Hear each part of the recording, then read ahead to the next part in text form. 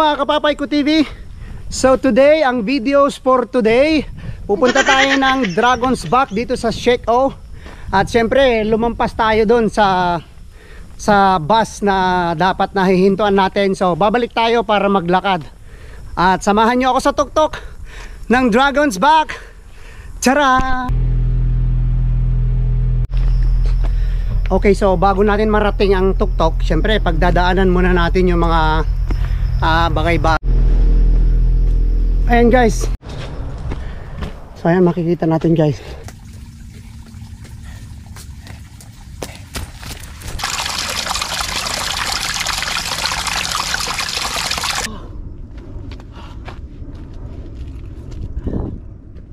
Sa bench na to na ginawa nila, tingnan nyo, dito mismo sa gitna ng bundok, sa trail.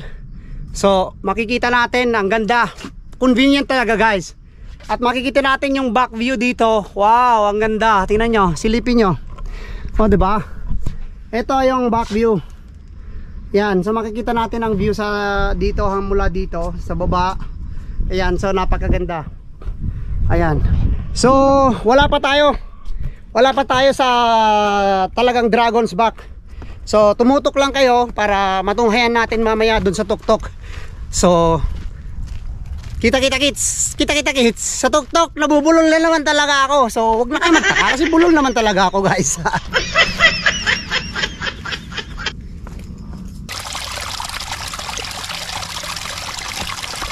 So dito guys, dito na mismo yung paanan ng papunta sa sa Dragon's Back. So makikita na natin yung mga signage dito na matatapang yung mga Dragon's Back, mga dragon pala. So meron silang pavilion. Ayan. Meron tayong Shek-O Road dito, yung mga sign, yung mga kung saan ang destinasyon na gusto mo. So ito yung Hong Kong Trail, ito na yung Dragon's Back. Makikita natin guys, ito na yung Dragon's Back. At meron tayong pavilion na pwedeng pahingaan. So napaka-convenient. So makikita natin ang kagandahan ng Hong Kong na sa kahit na bundok ay meron silang maintenance. Pinapangalagaan ito ng gobyerno para mapanatili ang kalinisan. Ang kasi kumbaga mga na to mga tourist spot na ang mga ito dito na laging pinupuntahan ng mga tao, ng mga dayo kasi ito yung mga lugar kung saan makaka-relax ka, and then at the same time magkakaroon ka ng exercise, yung feeling na pag narating mo yung tuktok ay napakasarap sa feeling. So tutok lang kayo dahil malapit na tayo sa mismong Dragon's Back. Inabutan na tayo ng ulan guys. Hindi ko na alam kung ano ba. So kahit ganun pa man, sige lang, magpatuloy tayo. Ginusto natin to gusto natin mag-relax, diba? So panindigan natin ang pagiging hikers natin at kagustuhan natin na maakyat ang Dragon's Back ng sinasabi. Kaya tuloy lang tayo. Ito na yung unang scenery pagkatapos ng bagyo. Ayan. Wow. Okay, so I find 3 guys, handsome guys here. Thank you. Okay. They take me photo, I take them photo also.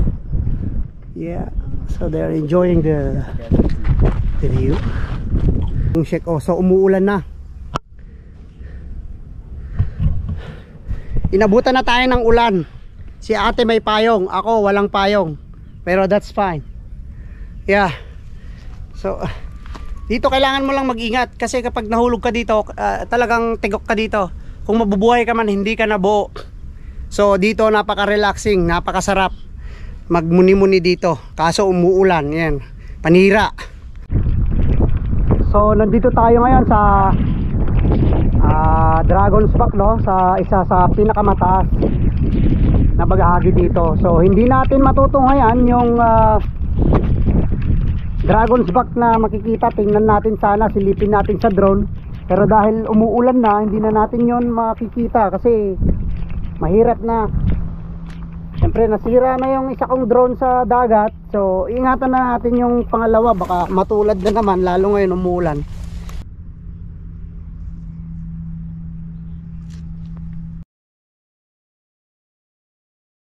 So ayan no, kahit umuulan, magpalipad na tayo. Nakalimutan ko in my imagination, ano pala yung drone ko guys, waterproof.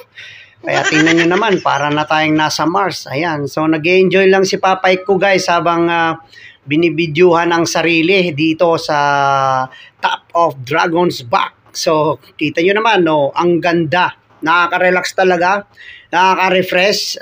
Tama na lang din yung ulan, yung ambon kasi para madiligan din tayo paminsan-minsan. Charis.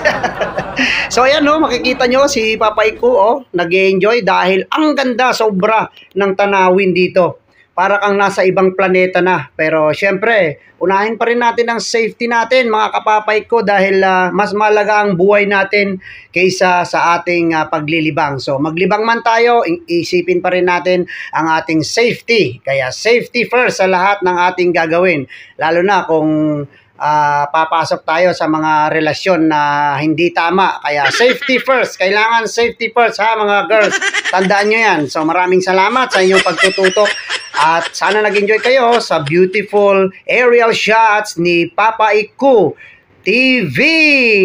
So umaraw pero uulan na naman. At least nakapagpalipad tayo. So we are here again at the top for the second time. At meron tayong couple here. Yeah, they are very happy and they are very happy because they see the view. And now we are going home. You take care. Yeah, thank you. Okay, so I hope you enjoyed the beautiful scenery, the beautiful view in the Dragon's Back in Hong Kong. So syempre magbabalik bundok na tayo, back to nature na tayo. So hope you enjoy every videos that I created. So pag hindi ka pa nakapag-follow sa akin, mag-follow ka na kasi para sa mas marami pang mga videos magaganda sa nature, more on nature na tayo ngayon. At yung mga short videos ko ay sa mga kalokohan lang. So sana nag-enjoy kayo at maraming salamat sa inyong panonood. Papay ko TV at your service.